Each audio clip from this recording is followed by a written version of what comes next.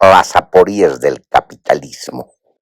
Tendríamos que hablar también en contexto de las aporías de la sociedad moderna. Los primeros teóricos de la economía política y los filósofos liberales pensaban que el mercado era la solución a la guerra, a los problemas que derivan en la guerra y a la guerra misma, a los problemas de la guerra que ocasionaba la guerra, porque el mercado implicaba una competencia de otro nivel, que no es precisamente la concurrencia bélica. Y al acontecer esto, entonces se podía llegar a la paz. Esta es una paradoja, porque precisamente se muestra la contradicción aquí, cuando notamos que en la historia moderna, en la historia económica moderna y en la historia política moderna, las guerras, las grandes guerras, para citar las más conocidas, la Primera y la Segunda Guerra Mundial, han sido llevadas precisamente por una competencia en el mercado. Claro que en las condiciones contextuales de los imperialismos, de la competencia de los imperialismos. Entonces aquí tenemos que resolver otro tema, la relación entre Estado y economía, la relación entre Estado y economía capitalista, la relación entre Estado y mercado. Cuando hablamos de imperialismo sabemos que estamos hablando desde la perspectiva del marxismo austriaco de que se trata del avance, el desarrollo del ciclo del capitalismo vigente a la dominancia del capital financiero y a la conexión, articulación e integración del capital financiero con el Estado y por lo tanto al desenvolvimiento de una geopolítica. Entonces, aquí tenemos que resolver el otro problema entre Estado y mercado, que ya se expresa de manera evidente en la tesis de la mano invisible de Adam Smith. Si hay mano invisible, si hay más juego de azar, si hay algo que va más allá del azar y que termina corrigiendo las anomalías y por lo tanto logra el equilibrio, entonces, ¿por qué se necesita el Estado? Este es un tema que se ha venido planteando, ¿no? De manera bastante aguda durante las crisis de lo que llamamos el sistema mundo capitalista. Entonces, cuando se dan las crisis, sobre todo consideradas desde la perspectiva de un análisis de la crítica de la economía política, crisis de sobreproducción, tenemos pues esta contradicción evidente de manera descarnada.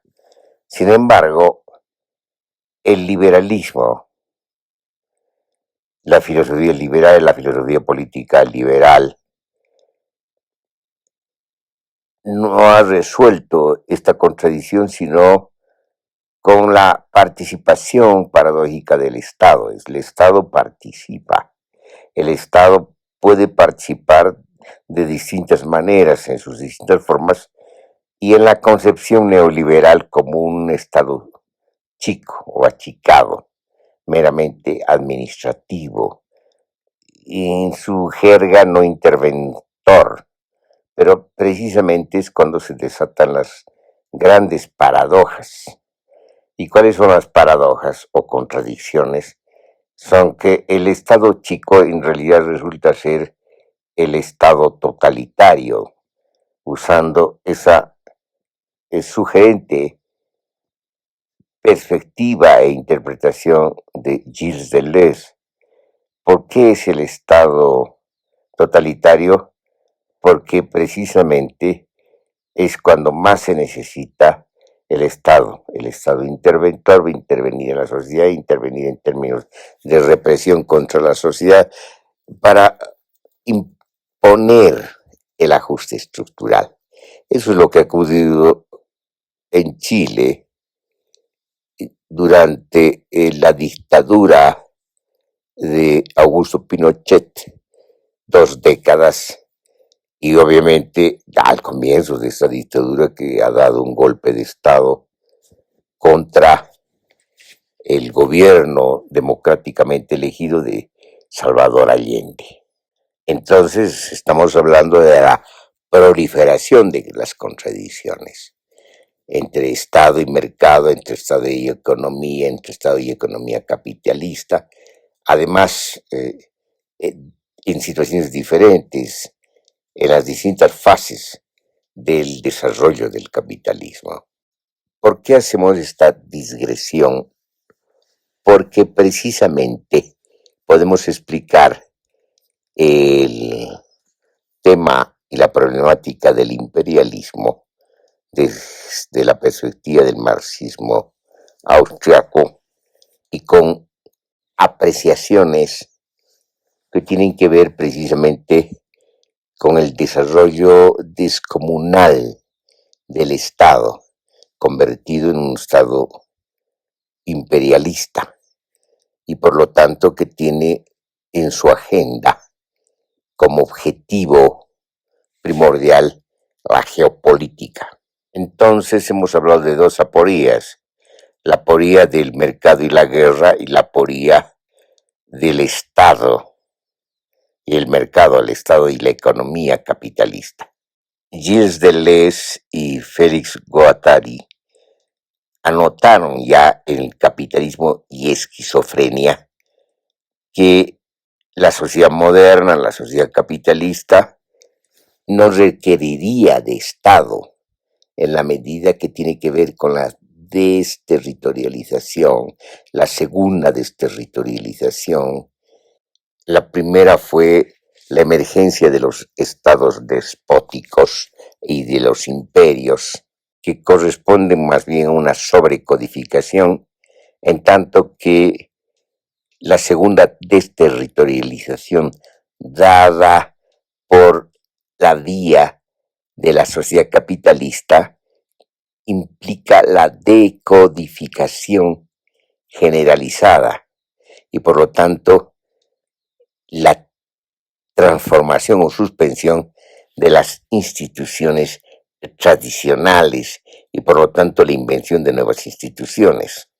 Sin embargo, el Estado se vuelve a dar.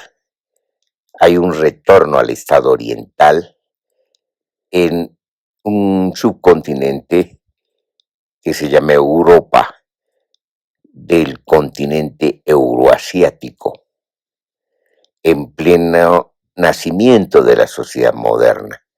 Esta es también una contradicción y una paradoja. ¿Por qué se da el Estado? ¿Por qué se retorna al Estado en pleno proceso de desterritorialización y decodificación dadas por la sociedad capitalista? Hemos dicho que se debe a la existencia o transformación y metamorfosis de la estructura social donde las clases dominantes imponen pues un decurso histórico y sobre todo en el nacimiento del capitalismo, en la formación de la burguesía y de las burguesías nacionales, las burguesías, que son las nuevas clases dominantes, no pueden dejar que lo que Deleuze y Guattari llaman la esquizofrenia, que se da como desterritorialización en la sociedad capitalista, cruce límites y por lo tanto vaya más allá de toda institucionalidad que siempre va a estar en suspenso por este mismo desarrollo y decodificación y por lo tanto desborde, porque no se necesita Estado y por lo tanto tampoco se necesitaría una estructura social desigual. Y en ese sentido tenemos pues que hay un papel conservador frente a lo que desata el capitalismo, y el papel conservador, de manera sorprendente, lo da la propia burguesía, que requiere y revive, restaura el Estado oriental en función esta vez del propio desarrollo capitalista, pero en el sentido de la valorización abstracta del capital, de la acumulación originaria y de la acumulación ampliada de capital. ¿Por qué se dan estas contradicciones? ¿Por qué se dan estas aporías en la sociedad moderna y en la sociedad capitalista? Al respecto, quizás tengamos que cambiar de perspectiva o ampliar la perspectiva, construir otra perspectiva, esta perspectiva de la complejidad, puesto que podemos decir que las contradicciones y las aporías en realidad se dan en la interpretación, y en este caso en la filosofía liberal. Y también podemos encontrar, y ya los encontró Karl Marx, las contradicciones en la economía política británica. Y de lo que se trata precisamente es de cambio de perspectiva. En ese sentido, podemos decir, en principio, como premisa, que el mercado no podría entenderse sin las relaciones sociales. Esto también lo dijo Karl Marx cuando criticaba en El Capital el fetichismo de la mercancía. No hay relaciones de cosas, sino hay relaciones sociales. Ahora bien, las relaciones sociales tienen que entenderse históricamente, mejor dicho, genealógicamente. Hay pues desplazamiento, mutación, transformación de las mismas relaciones sociales, y por lo tanto hay que comprender la genealogía de las relaciones sociales. Ahora bien, las relaciones sociales humanas no se dan pues fuera del planeta, se dan en el planeta, y hay que entender esas relaciones sociales, esas relaciones intrasociedad, en el marco, o en el contexto, mejor dicho, de las relaciones sociales con el planeta, con el entorno, con los ecosistemas, con los nichos ecológicos.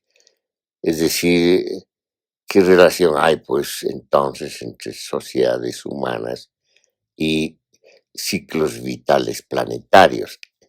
Es decir, no podemos tener una perspectiva completa si no comprendemos dónde nos encontramos como sociedades humanas, si no tenemos una conciencia de que formamos parte del planeta y nuestras relaciones también son con el planeta, con los seres orgánicos, y para decirlo de ese modo, de un modo inadecuado, los seres inorgánicos, es decir, con todo lo que comprende pues las dinámicas planetarias. Y en ese sentido podemos comprender mejor esto que llamamos aporías, esto que llamamos paradojas y esto que llamamos contradicciones, que se dan en el marco de las formaciones discursivas, de las formaciones enunciativas, en el marco de las propias genealogías del poder de las sociedades humanas, y por lo tanto se dan en el marco de sus arqueologías del saber. Y concretamente, en este caso, en el caso que nos ocupa, se da en la filosofía liberal. Entonces es muy importante tener en cuenta esto de las aporías, porque las aporías son descubiertas precisamente en el contexto de la interpretación o en la crítica misma de la filosofía.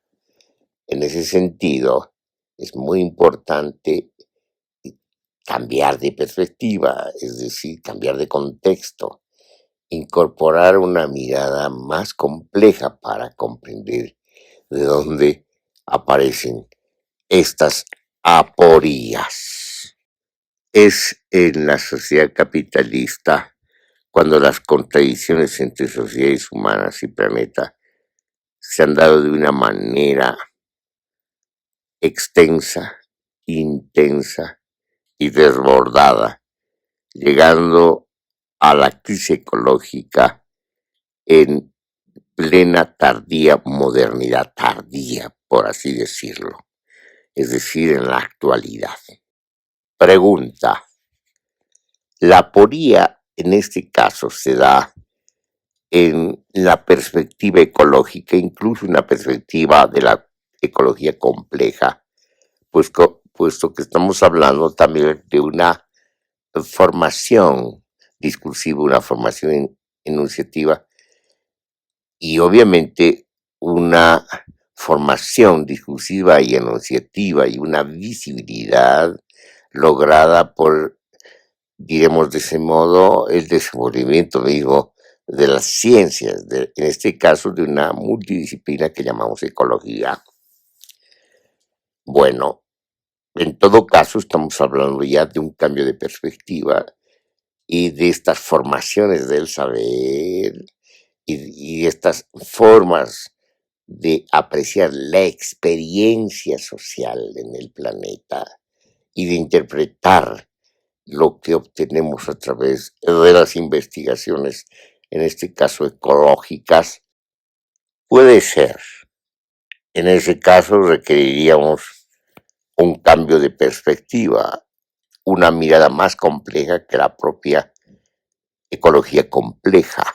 Suponiendo esto, tendríamos que responder a la siguiente cuestión: ¿por qué las sociedades humanas que nacen de la misma matriz planetaria y por lo tanto de la misma génesis de la vida, entendiendo además que plantas, animales venimos del mismo genoma, LUCA en inglés, es decir, el genoma ancestral más antiguo?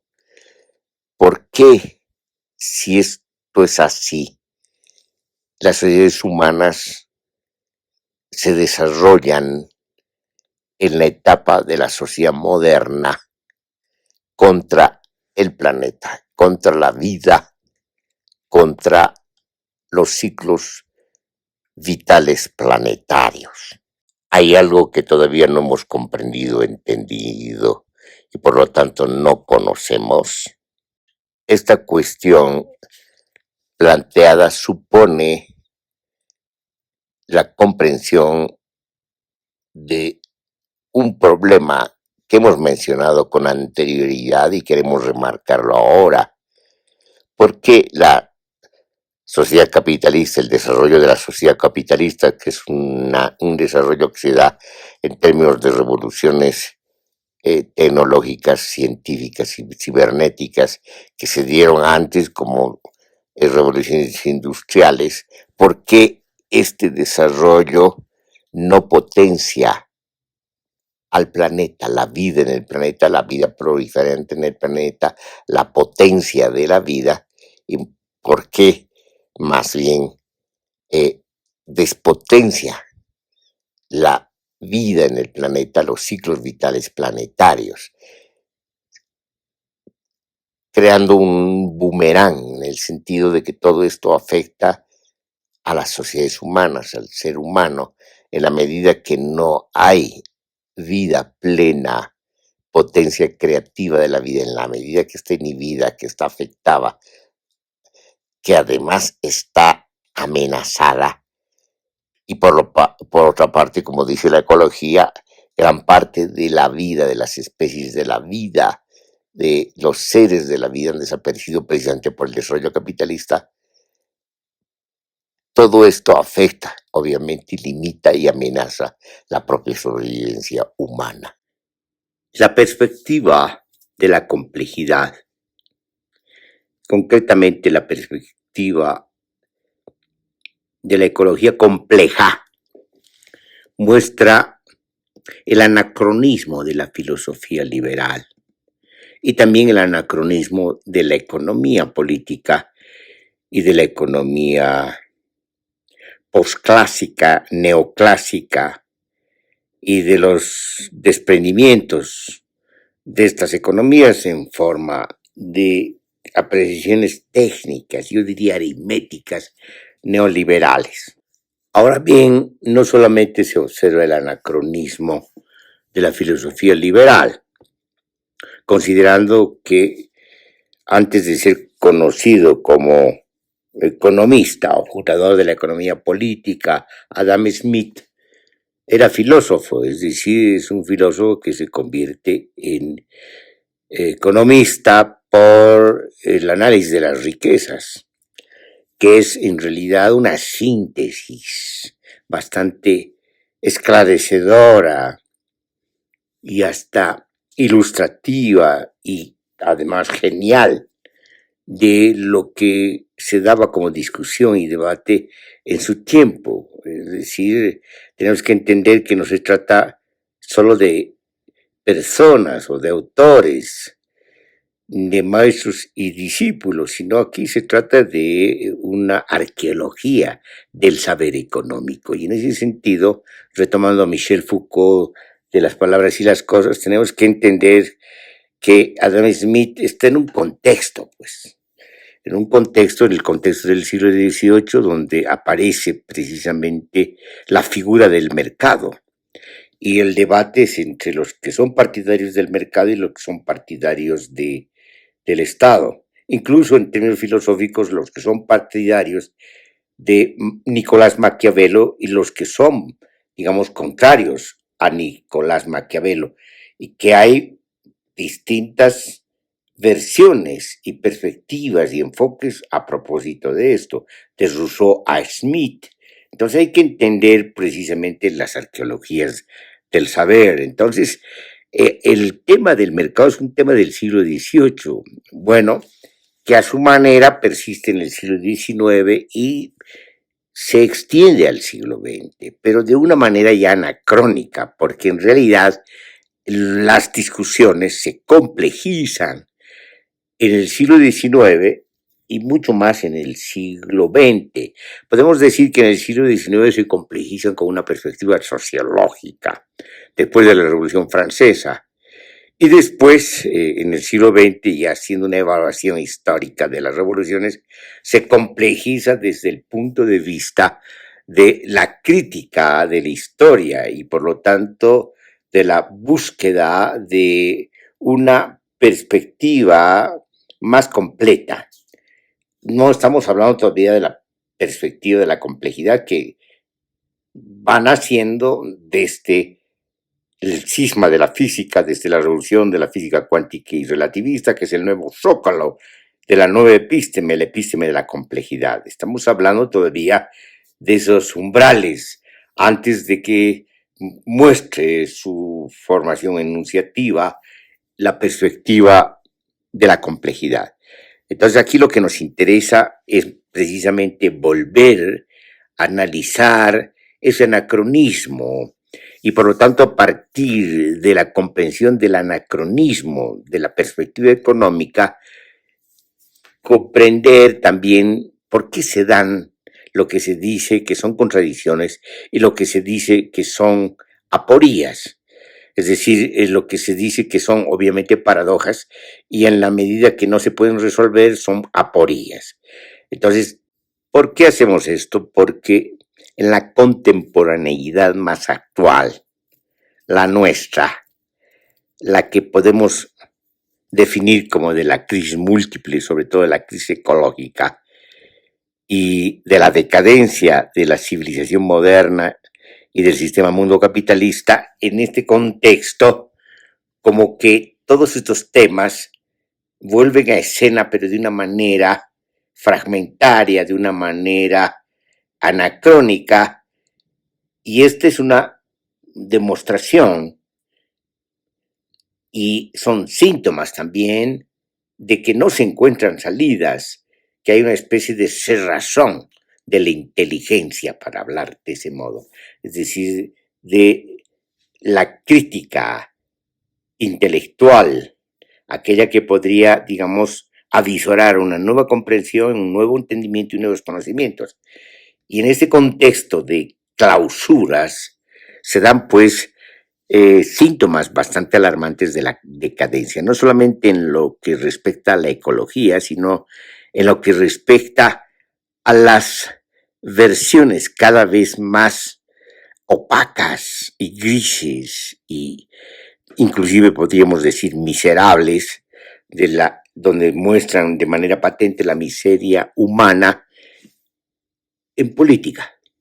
Es decir, la política que desde nuestro punto de vista está en suspenso o que ha muerto con la democracia, en la medida que se ha hecho una comedia de la democracia y de la política, en la medida que se ha usurpado la democracia y la política por una institucionalidad que en principio pudo mantener una maquinaria institucional, una república moderna, en el sentido de el juego de la compensación de poderes. Esta maquinaria fue deteriorándose a tal punto de que ya es inútil. Entonces estamos en una crisis bastante grande. Y en ese sentido es importante retomar esto que mencionamos como contradicciones, paradojas y aporías, que son descifrables desde la perspectiva de lo que podemos llamar la arqueología crítica de los saberes, y en este caso la arqueología crítica del saber económico, que si bien jugó un papel importante en el desenvolvimiento, por así, el desarrollo del pensamiento de la sociedad moderna en el siglo XVIII y quizás adquiere un vuelo con la economía política en el siglo XIX y adquiere un vuelo, digamos, en la crítica de la economía política fines del siglo XIX y principios del siglo XX, pero para después entrar en crisis, es decir, para mostrar sus propios límites. Tocar el umbral, pero no cruzar los límites a otra forma de pensamiento y por lo tanto a otra perspectiva para abordar de manera potente la experiencia social y la memoria social, vislumbrando y abriendo nuevos horizontes. Eso no ocurre.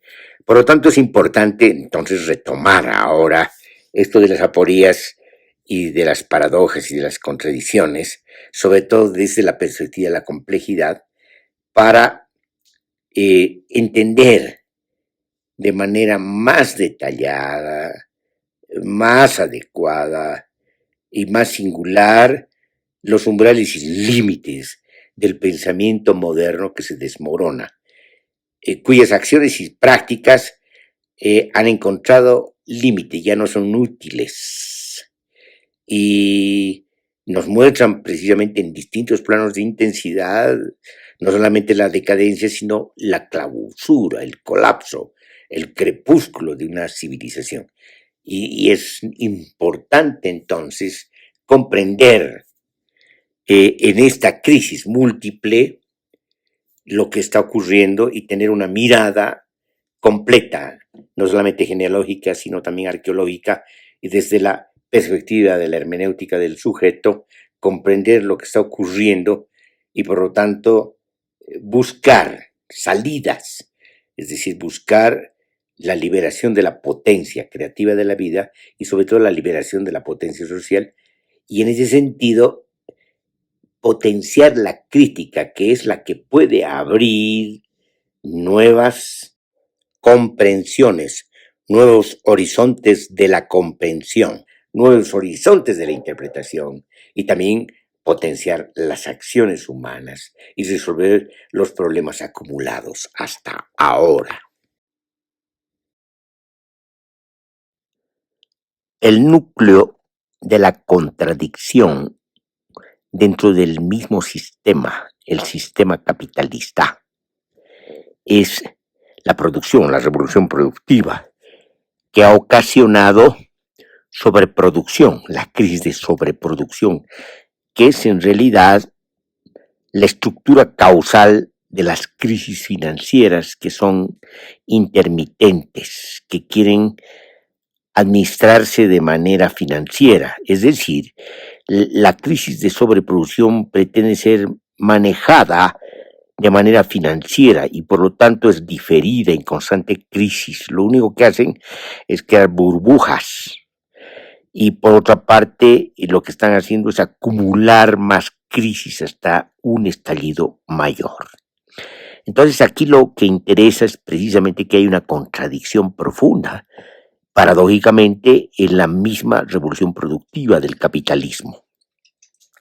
Entonces, este es el quid, la esencia, la cuestión, el núcleo contradictorio de la crisis, de las paradojas, de las aporías de las que estamos hablando desde un principio. Un ejemplo sumamente ilustrativo es la actual guerra en torno a la producción de automóviles de energía eléctrica, que la ha ganado de antemano la República Popular de China, es decir, la industria automovilística de energía eléctrica china. Los ha sobrepasado a los europeos y a los norteamericanos. Lo único que hacen los norteamericanos y europeos es poner aranceles, lo que están demostrando de manera clara su propia derrota. Entonces, ahí vemos una nueva faceta después de la crisis de la década de los 70 y de los 80 del siglo pasado, que tiene que ver con sobreproducción, sobre todo la sobreproducción automovilística y la competencia de Alemania y de Japón frente a la producción automovilística de Norteamérica. Entonces, ¿qué es lo que tenemos ahora? Es algo parecido, pero no es exactamente lo mismo, no es lo mismo definitivamente, sino estamos en otra tecnología, en otro contexto y en una guerra tibia, podríamos decir, por la jerarquía del orden mundial de las dominaciones. En ese sentido, nos volvemos a encontrar con estas contradicciones, estas paradojas y las aporías del mismo capitalismo, solo considerando un núcleo de la crisis, que es el núcleo de la producción y la paradoja producción sobre producción, que inhibe y que atenta precisamente con la propia sobrevivencia del modo de producción capitalista y por lo tanto del sistema mundo capitalista. Entonces, con esto hemos mostrado que hemos llegado, por así decirlo, a una expansión intensiva y una acumulación de contradicciones que el capitalismo no puede superar. Y todo esto tiene que ver no solamente con su clausura, su crepúsculo, sino con un estallido, con una implosión, estallido interno sería, ¿no ve? Muy grande al que se aproxima raudamente el sistema mundo capitalista.